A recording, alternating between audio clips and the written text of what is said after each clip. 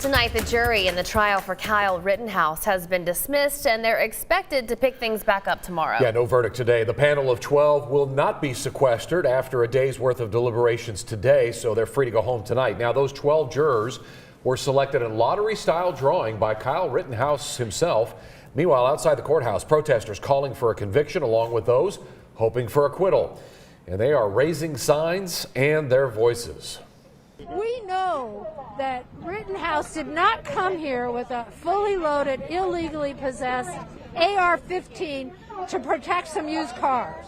I'm here to support Kyle Rittenhouse and support the Second Amendment, our right to defend ourselves when law enforcement or National Guard isn't protecting our communities. Earlier today, we were told the jury had requested copies of the jury instructions. Now, they've been working behind closed doors since this morning with no indication, no reaction to what's been going on outside. Now those jurors must decide Rittenhouse's fate. He says he was acting in self-defense when he shot and killed 2 men and injured another, but prosecutors say otherwise. Tonight, our Bailey Bates explains what the jurors could be looking into when questioning self-defense. She joins us live in studio. Bailey?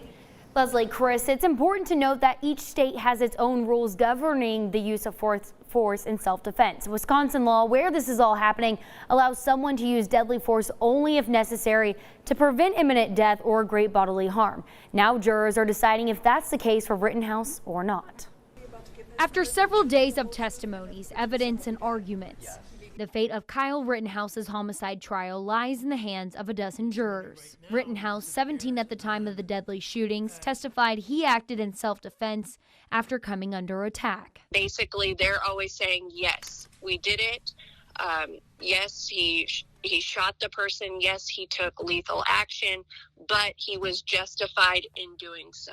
But that's what has to be proven to the jury. 6 News legal analyst and current criminal attorney Liz Mitchell says the jury should not be focusing on the days ahead of the shooting, but what led to the trigger being pulled. You know, was he placed in a situation where he felt his life was in imminent danger and he had no choice but to shoot?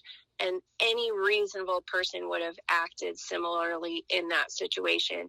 While on the other side of the aisle, prosecutors argued Rittenhouse instigated the bloodshed. Mitchell says the jury also has to consider if Rittenhouse was the aggressor or not. If you go looking for a fight, if you initiate a fight, if you're the initial aggressor, you are not afforded the protection of self-defense. Rittenhouse's motives for being in Kenosha are irrelevant to whether he had a legal right to shoot when threatened.